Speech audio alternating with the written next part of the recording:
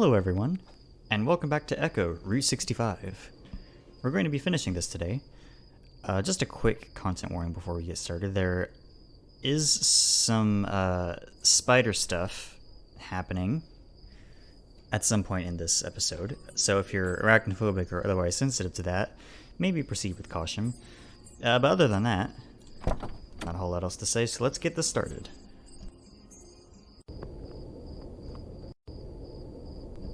Eventually, we reached the Parsons Building, an establishment that closed many of my lifetimes ago from the looks of it. About 10 or so cars and motorcycles are parked alongside the building, and neon blue light emanates from the inside. The thump of bass is palpable, even out here on the road. I look over to Carl. All his lackadaisy demeanor on the way here has been replaced by tight-lipped tension. To be honest, I'm feeling pretty similar. I don't see anyone outside here. Everyone must be inside. We just gotta get in and look for Leo's big red ass. Or, you know, his face. Any idea what we should say when we see him? Hi, Leo, is a good start. Okay, sounds good. Cool. Neither of us moves. God, dude, what if it's a rave? Do people actually still have raves? I don't know, but I'm getting really bad vampire cult vibes from all this. Let's check around the back first, alright? Boo! Oh, what the fuck?! Carl practically leaps, swatting at the air around him as he gets some distance. Language! Oh, geez, sorry, Carl. I didn't know I'd scare you that badly. Carl stares wide-eyed at the sheeted visage before his eyes go to a lull. Ugh. Hey, TJ. I legitimately thought you were about to start bleeding there, Carl. Real specious, dude. What are you doing here, Tej? And why are you dressed like a ghost? My mom dropped me off about 2 minutes ago. I can't believe you guys walked here. Mom would have given you a ride if you asked. Not that I'm against you guys getting exercise or anything. I think Carl winces slightly. As for the costume, my mom and I put this together at the last minute. I didn't get to go trick-or-treating yesterday because of church stuff, so Mom said now would be my chance with this party. Even under all that fabric, I can still picture TJ grinning cheerily. It is such a contrast to the past few hours with Carl. A contrast to this whole day, actually. That's very considerate of your mother, TJ, but, never mind. How did you get invited to this, but not us? TJ tilts his ghostly head curiously. My mom just told me she heard about this fun get-together here and said it would be a good way to treat myself after volunteering yesterday. I didn't really think I needed one. There's a pause. Oh gosh, I've never crashed a party before. Should we just go home? Carl and I exchange a look. Flynn told me that Leo would be here tonight, actually. Huh? He didn't mention anything of that nature to me. I'm sure he just forgot to, though. Carl steps off the roadway and onto the smooth concrete of the entranceway, trying to get a stealthy look inside from afar. If you say so, man. I mean, it's okay to have a +1, right? But there are 3 of us. See Leo in there, Carl? Carl is silent for a long moment. I see Jack. Who? Carl looks back to me. Jack shit. You might know him. I furrow my brow at Carl. TJ physically covers his ears with his enshrouded paws. I hear the Lynx mutter a faint, "Stop." Is it weird that we've been out here this whole time and no one has come outside?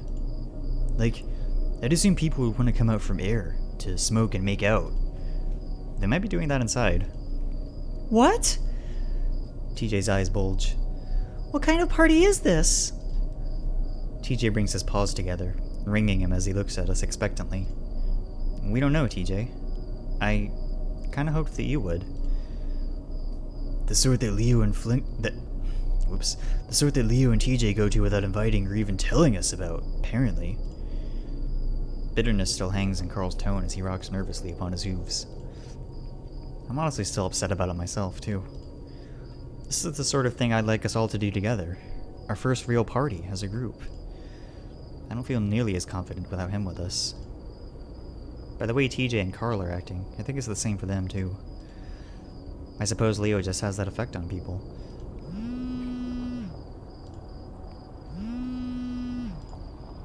God. How in the hell am I even getting bars out here? Fuck this. I hit ignore and walk past Carl toward the buildings. Whoops. I hit ignore and walk past Carl toward the blinding cyan light of the broken entryway. Dude, wait! Chase! I step inside and am instantly greeted with the musty smell of dozens of years of structural decay. The scent of dust, drywall, and stray fiberglass insulation mixes with the more modern aromas of alcohol, perfume, and scented candles. Looking around, there are actually quite a few lit candles laying around, their flames contrasting with the colored gel mat of the halogen lighting. Whoever set this up must be a theater tech kid. With all the candles, I actually agree with Carl's notion that this is a bit vampire culty feeling. The music certainly isn't helping. I had expected something a lot more... I don't know. Leo calls it oompa oompa music, the stuff with trumpets and accordions we get on the Spanish stations. Still no sign of anyone. This is actually getting kind of spooky. Hey, wait up, Chase! TJ and Carl come bounding in behind me. The acoustics in here are nuts. Why is it empty? I don't know. I don't hear anyone yet. That's weird. Well, let's split up, gang, and search for clues. TJ and I both look over at Carl, who has a flat expression on his face. I'm joking. I'm literally fine with us holding tails chain style at this point. I'm okay with just walking normally. With that, TJ steps up. Following in tow, we walk around the corner, through a cobwebbed hallway, and into the main manufacturing floor. Here, we finally see some people. This is certainly no rave. I count only about 15 or so people at the far end of the room, and a few more in the rooms behind them. Most seem to be surrounding a metal keg, though a group of about 6 girls look to be gathered around what looks like a yearbook. I only recognize 1 or 2 of them, and even then only vaguely. I think I see Heather over there by the barrel thing. TJ points a sheet of paw toward a feline girl by the keg. Heather has a blue solo cup in hand and is laughing at one of the guys around her. Heather is one of the girls who rides our bus. She lives out on the outskirts of Echo. She's not really a part of our group. I just know her dad is responsible for maintaining the reservoir dam. I have a feeling what's in the keg isn't fruit punch. I feel pretty boggled at how TJ's mom was the one to send him here. Meanwhile, looking at Carl, I see that pretty much all his snark has dissipated once again. He stands in the doorway of the hall. The people in front start to notice us, nudging their friends and pointing. Some snicker, though most just look confused. Especially at TJ in his ghost costume. Feeling eyes upon him, the lynx lifts up his sheeted arms. Ooh! He approaches the grouping in character. Happy Day of the Dead! I don't think he knows what that even is. The confused expressions seem to amplify. As TJ nears, it looks like he's attempting to hug Heather. Having not been paying much attention behind her, she turns right at the last second, the lynx wrapping his ghostly arms around her in a tight hug. She screams and all eyes shift to her and TJ. Get the fuck off of me! Oh my god! The surprised lynx lurches back with a startle, right as Heather shoves his chest. He goes colliding into the floor with a hard thump, dust splaying everywhere. The others around Heather exclaim distress. What the fuck, man? Who are you? Get off her, you fucking creep! Emilia, go! Go get Derek! Heather, it's just TJ! Despite my shouting, I don't think anyone hears me. Or at least understands me. They mostly all sound inebriated, judging from the slurs in their voices. I see one of the girls at the yearbook table get up and fast walk into the bathrooms. I try to run up to TJ's side, but a large coyote steps in from a back room and blocks my path. He has a look in his eyes that seems to say he's looking for a fight. TJ, meanwhile, lies on the floor with his white sheets coated in factory dust. From the sniffling noises I hear beneath the costume, I can tell he's crying. A stumbling coyote girl nudges him with her foot before emptying the contents of her cup on his sheeted head. Another, equally drunk wolf attempts to pull her back, nearly tipping them both over. She puts on a dazed expression of motherly scolding. Yo, Maria, what the fuck? Don't pour booze on the rape ghost. We honor our dead bad touchers on this night. For some reason, this comment makes a fox fellow next to Heather bristle. Heather, this the guy who was talking to me about? The fucker who? His fists clench. Heather, meanwhile, seems to be crying now too, for some reason, her mascara matting the fur around her eyes. She just keeps repeating, I can't fucking believe this, over and over again while her friends try to console her. What the hell are you talking about? Leave him alone! The older coyote in front of me is not having any of it. He snarls. We're sick of you sick fuckers. I don't know any of you besides her! Someone next to Heather yells back, You leave Heather the fuck alone, musk shit! I look behind me and see that Carl is no longer in the doorway, or in here with us. The fox guy seems to be trying to drag TJ now, limply smacking his sheeted head as the lynx tries to pull back. I'm sorry. This is a misunderstanding or something. Fuck. Leo! Leo, are you here? The coyote grabs my shirt, pulling at me with enough force that my muzzle ends up smacking into his trucker hat brim and knocking it off his head. I manage to swat his paw away, though not before one of the girls screams in my direction. Oh my god, he's attacking Derek! What the hell? No, I'm not! With Derek snarling at me as he recombobulates, I weigh my options. I legitimately don't know how to fight. Flynn said that I wouldn't be good at it if I tried because of my shitty otter arms. I look down at my arms. They are rather shitty. I just have to go get help. The cacophony of screaming and snarling from around TJ is insane. These people are on fucking drugs or something. I hold up the flat of my paws to the dehatted coyote. I'm not trying to fight you! I just want to get The coyote swing thrusts his arm out, getting a glancing blow with his fist against my chest. Stumbling back, I scramble to my feet, taking one final look at the fetal position TJ before turning to run. The coyote latches onto my shoulder, yanking me back. Something hard smacks into my skull and I feel my mind rattle. I lurch back, essentially butt-bumping the coyote as my ears ring from the prior blow. I feel like I'm walking like a zombie now, staggering toward the door as my vision blurs.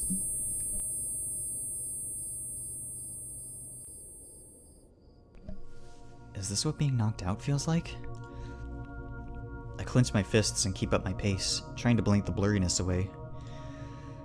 Eventually, I reach the entrance. Carl! Leo! As I reach the outside, my knees lock and I drop to the concrete. The impact rattles my bones as I catch myself with my wrists, just barely managing to avoid falling directly on my muzzle. I take a deep breath. I'm still conscious. At least, half conscious. I continue crawling, trying to ignore the throbbing pain. Carl! Shouting now, my voice sounds foreign to me. Shrill, childlike, pathetic, and increasingly hoarse. Leo! My voice shouldn't be this croaky. I've barely talked today. I'm in the middle of the road now. Where's Carl? I should get out of here before a car comes. I pull myself along the asphalt, feeling my skin scrape beneath my fur. I want to stand, but I'll probably just fall again. And so I keep crawling, rolling into what seems like some sort of detention basin. I stare up at the sky, fighting the sudden fatigue and gritting my teeth through the pain. At first I think it's blood that got into my eyes, but upon rubbing them I realize that isn't the case. The sky is different, like someone slapped one of those colored gel matte filters over it. What the hell? I rub my eyes again, attempting to focus. I can't stay here. TJ is in deep shit. Those idiots, those assholes. Sucking in a sharp breath through my teeth, I rise to a stand, praying my knees don't lock up again. Find Carl. Find Leo. I stumble out of the detention basin, feeling packed soil beneath my feet. A dirt road. Looking behind me, I realize I must have crawled farther than I thought. Parsons looks over a mile away? That can't be right. I see a van ahead. It looks rusted and old, but there's a light on inside. I step stiff-leggedy down the road a ways, reaching the bend where the vehicle sits. The same redness that the sky is tinted with pulsates from the interior. I try to speak, but no words come from my throat. It's like a dream. I want to do the rational thing and announce myself, but I can't. I move closer, peering into the dusty back window. Inside the window is another window, and in that window a little red dot in the corner, flashing on and off. In the window within a window, there is a writhing, flashes of fur contorted and undulating in constant, restless motion. Something is trying to hold it in place. I hear a clap and a cry. The clapping continues, louder now, rhythmic yet singular applause. "This is what you want," says the voice that cried. I stare, slowly finding the will to speak. "No, I need to help my friends." "Do you know where they are?" The voice shifts some, more urgent. "We heard gunfire coming from the town. It's real bad." "Gunfire? I didn't hear anything. Please help me find my friends." "We can't find them all now.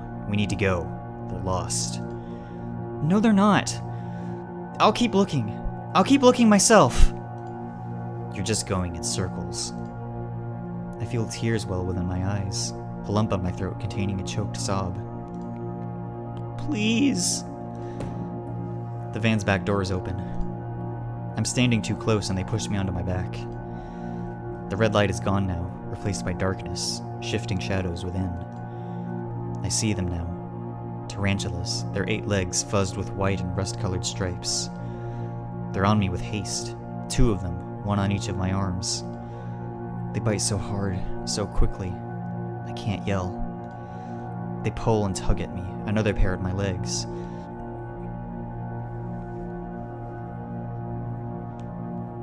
I'm pulled up and into the van, my body stretched upon a squishy something that seems to sink against my arms and legs.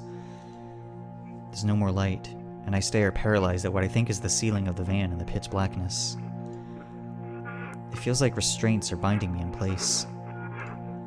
I try to adjust my eyes to the darkness, but everything is blurry and unclear. My head throbs like a heartbeat, the pangs of pain unrelenting. My fur bristles.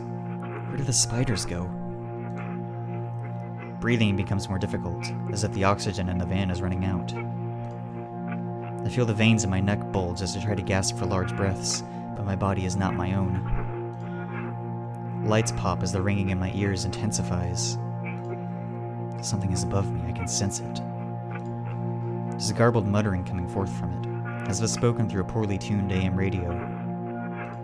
It sounds like me. Have you ever killed anyone?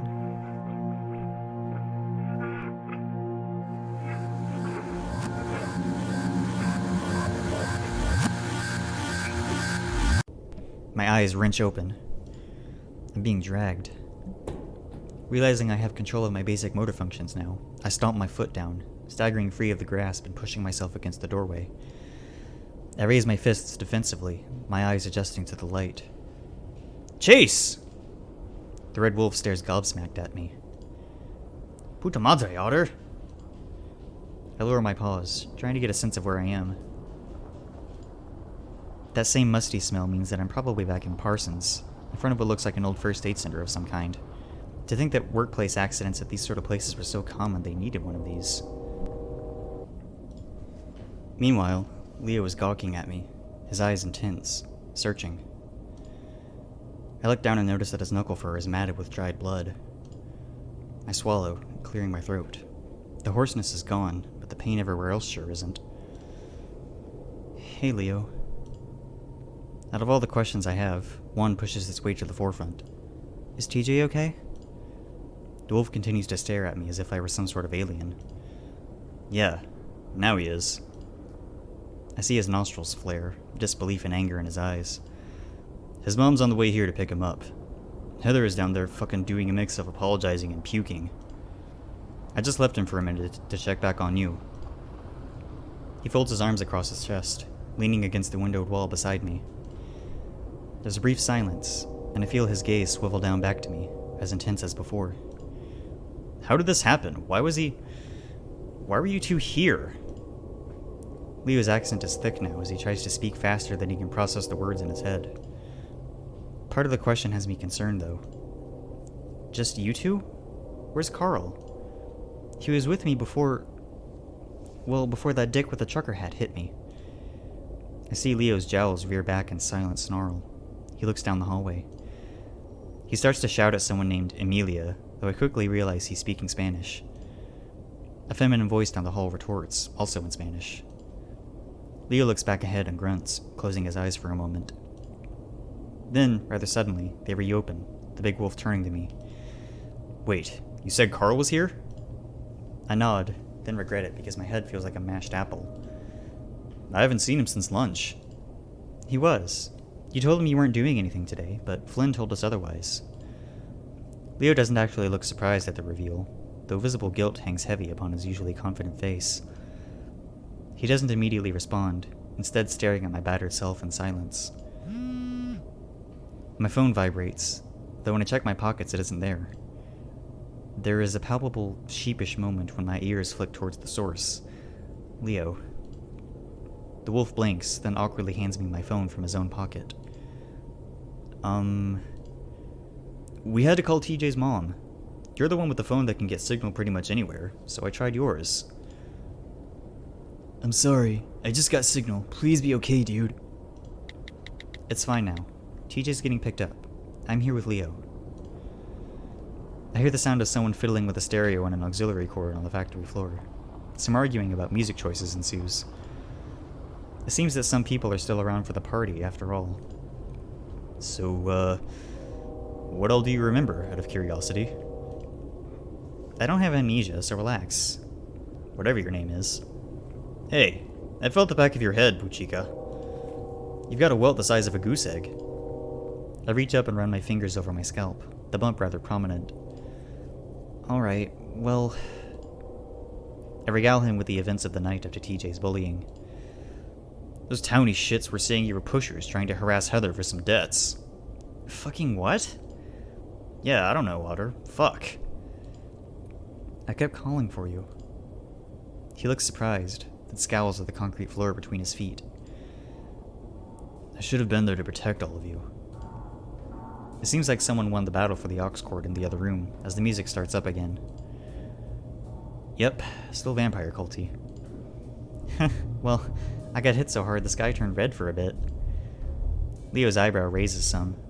I see his eyes move toward my head bump again. I remember stumbling around outside, looking for you and Carl. I felt like I was walking for ages. The last thing I remember was a van. I see Leo shift, his shoulders raising up as high as they can go, that thing he does when he's tense. He looks at me, expectant. See anything else? My brow furrows as I try to recall exactly what transpired. I remember it felt so much different than it does now in hindsight. I think I must have passed out then. Everything else is too hazy to recall. Recall without sounding insane is more like it. Leo's shoulders lower. He seems to be in thought now. I found you outside on the road. I thought you had been hit by a car or something, and when I got to TJ, he wouldn't stop crying and smelled like booze. Not that I'm trying to sound like your mom's, but you had me crazy worrying. He rubs at his raw knuckles. Got into it with that Fox guy after that. It has been a weird night. Why are you even here, man? He's taken visibly off guard by that question. The people here are friggin' nuts. He sighs, then slowly lowers himself to a sitting position against the wall on the floor. He motions for me to do the same next to him, and I do, dusting away any leftover broken glass first, though. A few people from the football team were going. Also, this one person invited me, and I wasn't going to tell them no. I'm about to ask who that was, but I'm interrupted fairly quickly. So I got this weird text a while ago from Jazz, and, He trails off a bit. A couple weeks ago, I was looking for lawnmowers for sale. Okay? On Peyton List. Okay. and I was bored, so I clicked around a bit. There was this personal dating thing ad posted, and the picture put with it looked like you, all censored up. I feel a cold tingle creep from my spine to my fingertips at those words. Hell, I thought I could even see me in the background. So I looked around a little on your phone while you were out. That same picture, but not edited for anything, was saved in your image folder, yeah? I just checked. I should be feeling angry at this complete invasion of my privacy, but I don't. I just feel paralyzed. I've known Leo since he didn't speak a lick of English, playing video games with me and Jasmine after school. He'd just imitate what we said with a big, dumb smirk on his muzzle, as if he was saying something profound. I remember he got really hooked on the phrase, "Double jump that sucker!" I had been yelling it at Jazz for like 3 hours when we were trying to beat this platformer game I forgot the name of. From then on, every time one of us was feeling down or facing some challenge, he'd tell us to double jump that sucker with that same smirk. I look up over to Leo now, trying to gauge his feelings, but his expression is indiscernible. Chase, you're like 15. You're already turning to complete strangers on the internet for sex shit? You know you can talk to me. I wouldn't have even gone to this thing. He gestures to our surroundings. 2 girls I haven't seen before walk by us in the hall without even a passing glance. I look down, staring at my paws. I went from having the chills to feeling like my face is on fire. I tried messaging you earlier, remember? You said you were busy and never responded back. Leo's brow furrows and he roughly presses his fist against his forehead. Ah, fuck me. Really? That's what you were on about earlier? I thin my lips, looking up at him tentatively. Yeah, really. Shit. What were you busy with? The wolf gives me a sidelong look, a tentative expression tugging at his jowls. Don't change the topic, Otter. I'm not changing the topic. Hearing my own voice, I sound a hell of a lot more pathetic than adequately defensive. I try waiting for the girls nearby to be completely out of earshot, though they stop in the hall and start showing each other something on their phones. Leo follows my gaze, letting out a quiet huff. Come with me. He rises up to his feet, pulling me up by my wrist. Not having much choice as I'm tugged like a ragdoll, I comply. Winding our way through the remnants of the partygoers, I fail to recognize anyone. 1 or 2 say hi to Leo as we passed, though most outright ignore me. I'm increasingly self-aware of how plain I look in contrast to the ripped plaid donning, pierced face, and spiked hair crowd. The t-shirt and cargo shorts look must not be really in at the moment. We stop finally in front of one of the back exits. There doesn't seem to be food, booze, or drugs in this part of the factory, so we're alone. Once again, Leo turns his expectant gaze upon me, his brow knit. However, by now, my nerves have evened out slightly, and I decide to counter the earlier question. Why do you care so much what I'm doing? That I am how I am? You didn't tell me about all this. So you're queer now, eh? I get that. Just, fuck, you could do so much better than old Sags on Peyton List. What the hell? That was my business, man, not yours. I just needed somebody to talk to, okay? So have you? Have I what? Met up with anyone? Screwed anyone? My eyes bulge in such a sharp reaction that even Leo holds out the flat of his paws defensively. Shit, alright. You really are new to this, huh? You could say that, yeah. My parents didn't know until this morning. Or, I guess last morning now. That's real rough, Otter. I cross my arms over my chest, letting my chin loll down as I stare at the dusty concrete floor. I'm gonna try to see if TJ is still out front and get a ride home with him. I'll leave you be with your friends. I turn, beginning to move when I hear a growl from behind me. Ugh, Puchika! He grabs my shoulder, spinning me around to face him again. Why do you have to be like this, eh? I didn't choose to be like this. Ay, you're adorable, Daphnis. Do you know how excited I got when I saw that email? That what Jazz texted was true? It was like a fucking fantasy, you know? Then I started wondering why you didn't tell me, and then I got all mad, and now I've ruined this. It takes me a second to process being called adorable, a fantasy, and the reveal from Leo himself. I blink up at him. He blinks back at me. The wolf bites his tongue for a moment, trying to think before speaking. I wish I could go back in time and redo this. I'll kick the huevos into that scud who hurt you. I'll protect you from here on out, and I won't hide things from you. You are the fucking gold nugget in this shit mine, yeah? I wouldn't be any different than these sloshed up bastards if it hadn't been for you guys. I think back to when we were little, yeah? I don't remember any of what you were all saying, but I remember being happy because of you and Jazz. And, you know, as you grew and shit, I started seeing you different like. You made me happy when I was around you before, but now it's like, I don't know, Otter, can't describe it well. Just a whole new type of happy.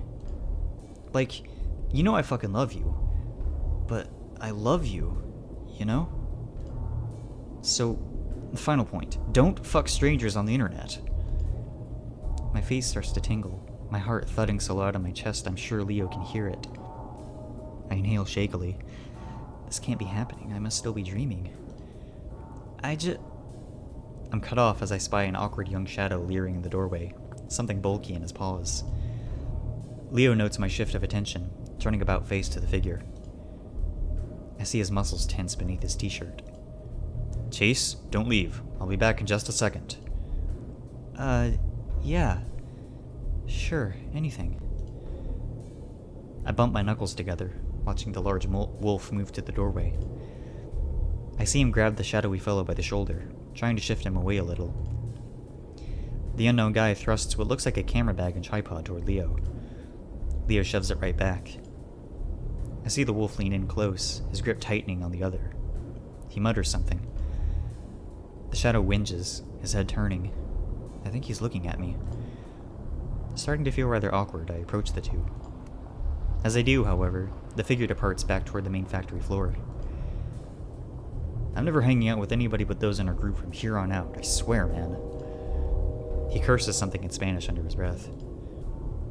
I used equipment like that before when I had to do a video story for the school news. The AV Club rents them out to students for school projects. Are you, working on a school project? I see Leo's muzzle pull into a tight-lipped hold. He steps forward, taking hold of my shoulders. No, for the love of God, Chase, please don't ask me about it again. His demeanor seems more akin to begging than annoyance, flickers of fear in his eyes. I stand in his grasp, slack-jawed. This is beyond strange, but I can tell he's serious about his request. Alright, but... Chase! Leo, are you okay? I just want to get back to town with you, yeah? I guess I can respect that request. I'm assuming TJ's already been picked up by now. The last I saw of the Lynx, he was crying in a beer-soaked puddle. I feel like a complete asshole for not checking in on him in person. Though, at least I wasn't as bad as Carl, who straight up fled home. Poor TJ is probably blaming himself for everything, too. Jasmine's stuck at home with her shitty family. Meanwhile, it turns out Leo is gay and likes me, and despite everything, the stuff he described feeling about me, I feel about him. My emotions are so damn conflicted right now, this emo vampire music is actually resonating with me. Leo releases my shoulders and moves toward the back door, tugging it a few times. He huffs some, then gives it a hard kick with his foot. One of the hinges snaps and the door falls into a hanging diagonal position. With a swift stop, the other two hinges snap off as well, leaving the metal door on the floor. We could have gone out the front. Well, He stares at the door with his feet, before looking up at me. Wouldn't have been as rebellious. You like destruction of property, don't you? I break a mirror at one rest stop when I was 8. Because you didn't get the toy you wanted in your kiddie meal. He smiles teasingly at me, the moonlight illuminating his backside. I can see the faint purples in the sky of inevitable sunrise as well. Hey, you know we don't have fast food joints like that around here. That was my one chance of getting that figurine from that stupid dinosaur movie. Your hand was so damn bloody. I thought you were the coolest. There's a pause. I step past him into the fresh, far less musty air, the faint scent of Leo's cologne now more palpable. I cross my arms, staring down the rusty metal of the fire escape-like stairwell. I still do. Oh, bullshit, man. I try to maintain a healthy amount of skepticism for his words now. Though looking at him now, and having known Leo long enough, I don't sense any visible signs of deception. My dad actually suggested I be a decent journalist, since I'm pretty good at reading people and their emotions. Though, he might have just said that to try to dissuade me from videography. Leo begins to descend the stairway, keeping his paws hovering above the guardrail, just in case. I pull out my phone, using the screen as a flashlight for us. I'm serious. You act so damn level-headed all the time. Everyone else in our group, not to be insulting them or nothing because they're family, but they can be pretty out there, eh? You're always so calm and balanced, though. You mean generic and boring, man. Nah, like, you're always hanging in the background, almost invisible-like, and then you say some snarky shit and everybody loses it. You're observant, yeah?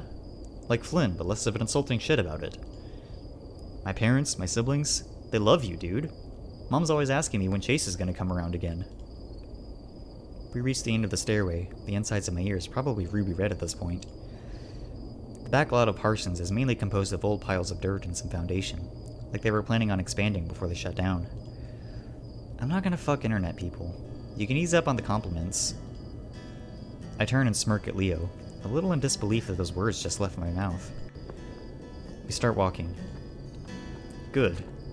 I have no clue what you're into, actually. Honesty. Leo looks at me a little warily, that same guilty expression crossing his muzzle once again.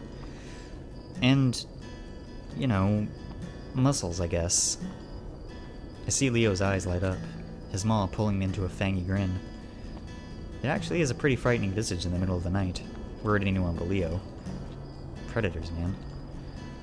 You should come to more of my games if you want to see those. The internet exists too. Yeah, and how'd that work out for you earlier? I feel that pang of remembrance of the ensuing feelings of shame all over again. This whole night did exactly what I wanted after all. It distracted me from my problem. I feel Leo's eyes on me, his face softening. He places his paw on my back. You missed a lot this season. You weren't even at homecoming. The tickets were like $30. I was saving up for that multiplayer driving sim game with Carl. We eventually played it for like 3 hours and never touched it again. We won by only a few points, and I got 2 touchdowns. If you were there, I would have pointed at the stands where you were and everything. Embarrassed the shit out of you, eh? I wouldn't be embarrassed. I'd be... well, I am proud of you. In the past, I'd vocally lamented Leo's ascension to jockhood, especially his douchebag townie teammates. Bah! Now it's Leo's turn to be dubious. He clicks his tongue against the roof of his mouth, shaking his head. You and Carl just think I'm a different person now that I play varsity. Carl and I would poke fun at him about it, and I think our jokes genuinely upset him. I've never really properly apologized about all that. In reality, I just didn't like the fact that he spent most of his after-school time at practice. I miss him. You're not. You've always been a block-headed ball singer. That hasn't changed. Leo lets out a deep chortle. You gonna join the cheerleading squad now for me, Otter? Pfft, I ain't flexible enough for that. You think I can do a high kick? No, but I'd pay $1 to see you try. Coming to a stop, I look down on my stubby legs. $1 is $1. That's 1/4 of what I need to get a burger at the diner. You're not gonna film this too? The wolf's shoulders tense, his gaze snapping to me. Chase, you said I wouldn't ask about it. Doesn't mean I can't tease you about it. He huffs, but I can tell that sort of cheered him up, in a way. Just don't mention it around the group, okay? I make a circle with my fingers in a gesture of acknowledgement. I make sure there's no errant shrubbery around me before directing my muscles to lift my right leg as high up as it will go. It turns out that is barely a 60-degree angle from his stationary position. I hear the wolf snigger. Oh, come on. I'm just a sack of furry stone, and even I can kick higher than that. We're 2 different species. Give me a break. Work for that $1, Chase. Defies species norms and negative stereotypes, as Jasmine says. There are physical limitations here that no third-period social sciences class can overcome. And I don't think an otter being paid to perform for a wolf's amusement is exactly a progressive act. I believe in you. He says that as saccharine and schmaltzily as possible, eliciting an eye roll from yours truly. I lift my leg, this time bracing my hands underneath my thigh and pushing up. I manage to get the thigh itself much higher, though I'm having trouble fully extending at the knee. Leo notices and steps over, taking my calf and holding the small of my back supportively so I don't tip over. My muscles are starting to burn something fierce, and the position is pretty damn compromising. I frown as hard as I can up at Leo, who bursts into laughter. Okay, now I wish I was filming this, Otter. Dude! I wriggle free, rubbing my now sore leg before continuing onward. True to his word, Leo fishes his wallet out of the back of his jeans and hands me a crisp $1 bill. I pocket the dollar, looking back over toward Leo. Don't I get a tip? The tip comes later. Jesus Christ. I bury my face in my paws, groaning in contrast to the baritone cackling of the wolf beside me. Jokes like that have a whole new meaning after tonight. As I peek through my fingers, I can see that the sun has crested the edge of the mountains, and the world is bathed in glimmers of orange. I've been up for nearly 24 hours now, and my body feels more tingly than tired. Excuse me for a bit.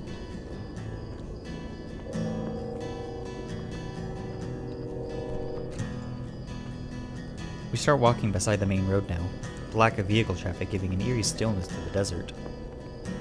Leo walks close to me, to the point where our paws brush against each other from time to time. So, that party. One of Leo's large ears flicks in my direction before he turns, canting his head curiously. Yeah? That wasn't very Day of the Dead-y, was it? He shakes his head. No, it was not. I think some of those deadbeats thought it had to do with the movie. I only really remembered celebrating it once in my home country. Though, I wouldn't really say it was a celebration, yeah? I just remember my mom, dad, and siblings gathering in a cemetery. We placed orange marigolds in front of the abuelos' graves, lit candles, and ate quesadillas.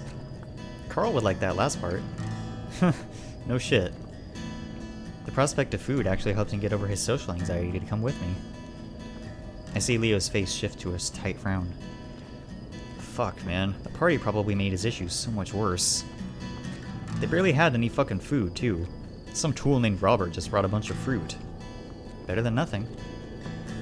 But yeah, I remember we just talked about the loved ones who have passed, told stories, and sort of acted like they were there. So, do you actually believe that those who have passed can listen in on us when we want them to? He looks up for a moment, the color of the sunrise now matching the hue of his fur. Sweat stains are visible around his armpits. His knuckles are still bloodied, and his head fur is a complete mess. That being said, it is kind of a good look for him. Not so much for yours truly, though. No. His gaze shifts back ahead, his tone neutral. But it helps the living, you know? We still gotta get by. A silence hangs between us. It is pretty obvious as mine has drifted to memories of Sydney. Mine as well. This sort of awkwardness is common now. Sharing trauma like that and carrying on like nothing happened is usually our go-to. It has been about 4 years now, and it hasn't gotten any easier. Too many reminders here. We're all fucked up from it. Leo's overprotectiveness, Carl's anxiety, Jasmine's escapism, Flynn's rage, my hallucinations, and TJ. God, poor TJ. Maybe next year we could try Chase. Leo looks at me, his eyes meeting my own before drifting to my paw. Slowly, he reaches over, grasping mine in his. I just want to move on, to cherish what I got, yeah? I want to... I can hear the word forget upon the tip of his tongue, but he can't bring himself to say it aloud. Instead, he squeezes my paw tighter. I squeeze back. My therapist told me that I should talk about it more, but it isn't something that I can just broach in between talk of football and video games. Sure as shit way to kill any good feelings in the area, that's for sure. Like right now? Otter. He brings our paws up in front of us, forcing me to look at our own interlaced fingers. Seeing the size difference, the red fur gripping my own, is enough to make my neck feel hot and my heart thud heavy. Look at what we're doing right now. We can shoot the sad shit about how tragic everything in Echo is. Or we can go against the grain and be happy. I say, let's be fucking happy. Leo smiles down at me, letting our paws fall back to our sides. Despite his motivational wording, I can tell from the gleam in his eyes that he's nervous. His usual confident bravado shaken in this new territory. I don't blame him. They say this sort of thing is supposed to give you a butterflies in your stomach feeling. Yet as we walk along the abandoned Route 65, I feel less like I have butterflies and more like I'm about to jump out of a fucking plane. It isn't that simple, Leo. Well, fuck it. Let's pretend it is for a while and see how that goes. What exactly are you asking for? He rubs his forehead, his fanged teeth briefly gritted. I don't know how to explain it. Just cheer up? That wasn't exactly eloquently put, even by Leo's standards. I haven't eaten anything since lunch, swam or slept in 24 hours, have been beaten in the head, was unable to save TJ from getting bullied to hell, and my parents caught me looking at gay porn and now will never look at me the same way again. I still have to deal with that. I'm not exactly in the best of mental states at the moment. Though, this... I gesticulate to the two of us with a swirl of my free hand. Is, helping. You're freaking me out, for sure, but I'm glad you're here.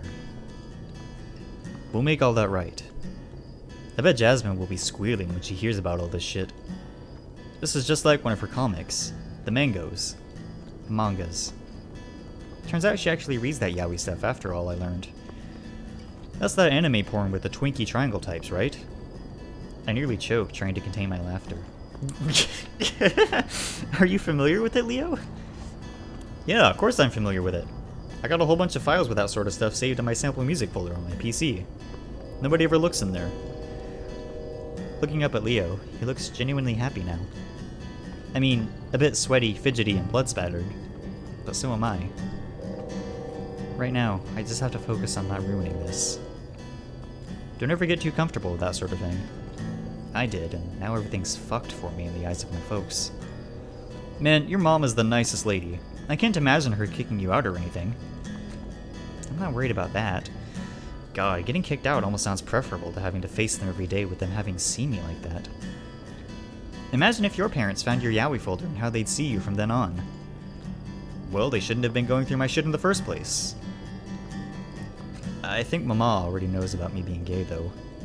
What? She kept asking me if I liked Jasmine. Like, yeah? It was annoying me, and I just up and said she wasn't my type. Mama kept prodding me with, "Why, Leonardo? She is a smart one, and she has cared for you in your times of need on countless occasions." I tried to restrain a snicker at Leo's impression of his mother. The accented, high-pitched cadence rather right on the nose. Leo hears my suppressed titters, looking down at me with a faint scowl before hip-bumping me. I nearly go careening off the side of the bike lane into the sagebrush-filled side basin, but he yanks me back by my paw he's holding. I try to imagine Leo and Jasmine together. It makes sense, I guess, but it is weird to think about. Puberty in general has made things so much different. She went on, asking what exactly my type was. I think I was frustrated or something at the time, like after a bad practice session. I said, "Not girls." My eyes widened, picturing the confrontation in my mind. Jeez, what happened next? I regretted saying it. Mama could see that plain enough on my mug, yeah? She just clicked her tongue, told me to let her know when I felt like talking more about that. I'm assuming you haven't really followed up on her offer? No, Chase, I have not. There's a silence between us, mostly because I'm trying to think up a response that isn't, well, I have it worse. Before I can speak, we approach what looks like a short, dirt driveway that leads up to a shack of some sort. Leo stops and points toward it. Let's cut through here and head to my house through the rail yard. I don't want to deal with Jeremy right now in case he's awake and outside his house. I sincerely doubt that Jeremy and Clint would be out and about being dicks this early on a Saturday, but I don't argue and follow along. Upon closer inspection, it looks like one of those roadside dive bars you see a lot on the reservations. This one boarded up fairly recently. The Joshua trees and the old-timey pickup truck give it an out-of-place feeling. As far as I know, Joshua trees aren't native to this area. Huh, never heard about this place before. I have. It was open for a little while a year or so ago. Yeah? It would have been the first new business I've heard of around here since I was like 7, I think. Like I said, it didn't last long. I heard from Charlie that the owner got busted for some fucked up shit that Officer Malkop found in the back room. Christ. I mean, this is from Charlie, so I wouldn't believe all of it. Like, what specifically? Leo shrugs, a light frown on his muzzle. I don't know, he wouldn't tell me. We continue moving, Leo kicking an Aaron bean can along in front of us as we walk. Can't believe Charlie's still alive. Turns out absurd amounts of meth is the secret to a long lifespan. Not if I find out you've been taking it, Otter. I'll shorten your fucking lifespan real quick.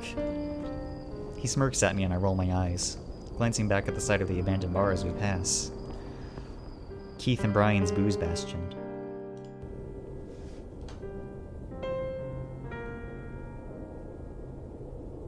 The sun is now high enough in the sky that I occasionally have to shield my eyes from it as we head due east. Right now, I'm trying to balance upon one of the rails of the train tracks, whilst Leo does the same on the other. It is made a bit more difficult by the fact that we're still holding hands, each teeter from him yanking me along as well, and vice versa. Despite being, as he puts it, a lump of stones covered in fur, he has a lot more poise than yours truly. I think my tail might be a bit too thick for balance and agility. It's more suited for aquatic usage. That just reminds me how much I could use a swim right now. Or at least a bath. I feel like a dusty skeever, and I must be smelling musky as all hell at this point. I'm a mess, and I'm a mess in front of Leo, who just keeps looking better and better the brighter he gets. I'm worried that he's going to take one long look at me any moment now and realize he's made a mistake. Hey. I glance over tentatively, increasingly conscious of how clammy my paw pads are in Leo's grasp. I know we kind of glossed over it earlier, but how do you think the others are actually going to respond to all this? I nearly fall off the rail, catching myself with one foot on the ground. Technically it's cheating, but this isn't really a competition. Ugh. What do you mean, all this? He clicks his tongue against the roof of his mouth, just like his mom does. I still don't know what exactly that means. A stupido. My gaze falls and I feel my shoulders slump. Leo looks over, his expression turning apologetic, and I can feel his thumb rub the side of my paw. Gah, sorry. I know we're both tired as dirt.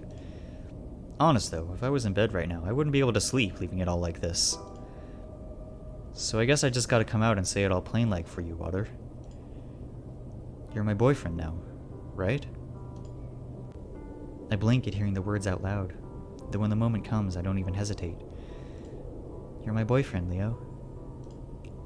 His pace on the track slows, then eventually stops outright. He turns, facing me. We stand in the midst of the abandoned passenger carriers, the plants around us mostly dead or dormant for the autumn.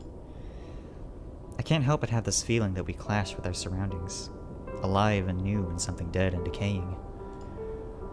I'm reminded of a word I studied for a Southwestern literature elective I took, the quaz. It comes to me, as if recited on a camcorder in my brain, the short paragraph which I labored to memorize the night before my presentation. Quaz, a noun, both singular and plural, referring to anything strange, incongruous, or peculiar. At its heart is the unknown, the mysterious. It rhymes with Oz. To a traveler, it's often the highest quaesitum. For me, everything, whether object, person, or event, was seen clearly in the depths of its existence, and its quiddity is quaz. And every road, every alley, the all to your parlor, the course of a creek, the track of a comet, all are route quaz for any traveler. Any querist willing to question, to go in quest, to ask the cosmic question of the medieval church drama. Quem quaeritis? Whom do you seek, O pilgrim? William Least Heat Moon. Let's be happy, yeah? Moisture wells within his russet eyes, and I recall the last time I saw Leo cry. It was after what happened at the lake. It was our first day back to school, and he gathered all of our group together. He started out fine, managing simple English and explaining how he promised he was going to protect us all from now on. And then he just kept saying, "I'm sorry," over and over again. Jasmine was the first to step up and hug him, then Carl, then TJ, then me, and finally Flynn. We held each other outside the road and sobbed. Flynn kept yelling something and seemed more incensed than mourning, but I wasn't listening to his words. Leo bawled until he was hiccuping, wrought with himself. We all did. Eventually, a passerby called one of our parents and we were picked up, one by one. The funeral had happened the week before and our parents thought we were ready to reintegrate, that things were better. It never felt like things got better. But Leo was always there, keeping his promise. Now, my eyes brim with tears. I think it might be in part due to our lack of sleep, but I can't hold back. We stare at each other, Leo laughing and wiping his eyes with his palms. You always suck in your cheeks when you're trying not to cry. He reaches up, ruffling my head fur as he does so commonly. I sniff, trying to manage a challenging look, Leo looking blurry in my vision. I let go of his paw, taking him by the front of the shirt and pulling him down to my height. I shut my eyes tight and kiss him, my arms trembling as I do so. Large arms envelop me, his grasp first on my waist, but then upon my face as he holds onto my tear-matted cheeks. I realize I have no idea what I'm doing with regard to kissing, that I feel like a fool mushing my face against his, but Leo doesn't laugh. The kiss is over rather quickly, but I embrace him as soon as our muzzles part. I feel his head rub into mine, a neediness to his demeanor which I share. We continue to stand each on our own rail, keeping equilibrium, balanced at the center. This makes the hug sort of awkward in structure. It actually reminds me a lot of church pamphlets TJ had that described the proper way to hug someone of the opposite sex. Backs hunched forward, arms around the upper torso, pelvises at least a foot apart from one another. At least we were all good in the eyes of the Lord so far. It feels like several minutes pass, Leo occasionally squeezing me tighter or rubbing his paws across my back. I do the same. The position starts to feel a bit sore, especially with my recent battering, and I pull back. Leo seems to have been caught unawares, waving his arms as he tries to find his balance again. He stumbles and falls off, his rump hitting the sandy gravel beside the rock. Oh, shit, Leo! You okay, man? I hop down, but in my haste, my foot catches and I topple over onto the big wolf's chest, adding injury to injury. Leo just chuckles, rewrapping his arms around my midsection. We meet eye to eye. Clumsy otter. I sigh with relief and kiss him again, briefly, as I'm aware I haven't brushed my teeth in 24 hours as well. He strokes his fingers through my head fur, careful to avoid the bump on the back of my head, before releasing me. I stand, offering a paw to him. He takes it, though just for show, really. He seems to have no problem standing up on his own now. So, before I was rudely interrupted, I asked you how you thought the others will take us, now that we're a couple. We start walking again, this time with Leo leading. He seems to take fancy with an old, rusted crane, the wolf bounding up the stepladder and clambering over it like he's 10 again. Flynn will taunt us relentlessly but harmlessly. TJ will probably be confused but ultimately happy for us. Carl will just be bewildered as all hell and awkward about it. Leo reaches the top of the crane steps. He peeks over the metal to beckon to me. Really? In my head, I imagine when I tell Carl I'm queer and stuff, he'll just say, "That's gay," and then continue playing his handheld without caring. Carl? Nah, he cares. What about Jazz? Well, I got a feeling she'll be alright with it. I turn, hiding my tired smile. I'm glad I opened up to her. Also, I don't want tetanus. I'm good down here. He nods, making his way back down, his chipper gait an utterly foreign sight as he beams at me. The wolf is slap-happy hyper. What about your parents? Oh, Jesus. One day they cast me with gay porn, the next I have a big-ass Hispanic wolf boyfriend. I don't know, man. I want to tell mine about you. They'd be happy for me, I guarantee it, yeah? My eyes drift down in my pocket, the weight of my phone still resting against my thigh. I still have a voicemail from yesterday Let me try that again. I still have a voicemail from yesterday that they sent me. I haven't listened to it. I see some of his excited demeanor diminish to his usual, more concerned expression. Leo heads over beside me and we continue walking. Chase, whatever they say, you've still got me. He approaches me and stops, his fingertips tapping his hips as he thinks of what to say. You still got all of us in the group, and if shit got real bad, you could stay with us for a bit. Jasmine does it all the time.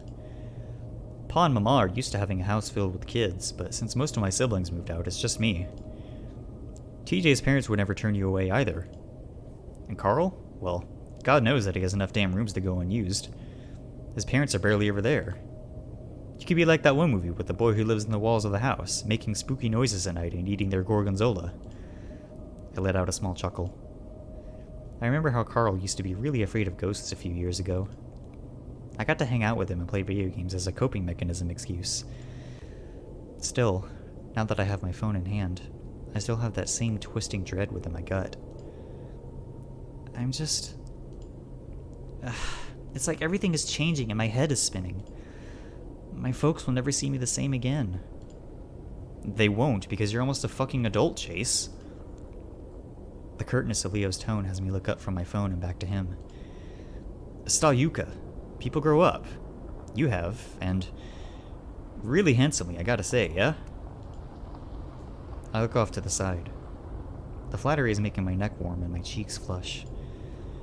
Despite everything, I still can't believe it's Leo that is saying all this to me.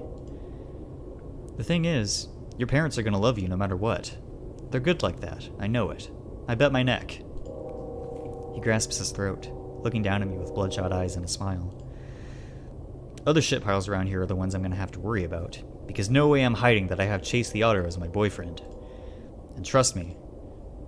He raises up his large fist in front of me, showing the crimson which still stains his knuckle fur. They try anything, or harass you for it, I'll make sure they know the consequences. I shift my focus from Leo's fist to his wild gaze. Man, you need some sleep. Leo blinks, then brings his fist back to rub the back of his neck. Fuck yeah, I do. He sniffs, rolling his shoulders some before looking back to the phone in my hand. Alright, let's listen to this voicemail, eh? He looks off to the side, sort of muttering embarrassedly under his breath. Double jump that sucker and whatnot. It's so cringy, but I feel like I want to kiss him again. I smile wryly at Leo. He just huffs. Fair warning, though, you're still probably grounded as hell. I snirk, my chest feeling tight and my mouth dry. Oh yeah, I know that. I get yelled at if I don't call my parents back within 5 minutes anyway. I'll miss you while I'm in lockup, though. Leo grins lopsidedly, less wild now. I'll see if I can arrange a conjugal visit or something. I take a deep breath, navigating to the voicemail inbox section. Ready? I can see Leo's family home in the distance now, some smoke rising up from the backyard. They must be grilling something. Ready. I press play.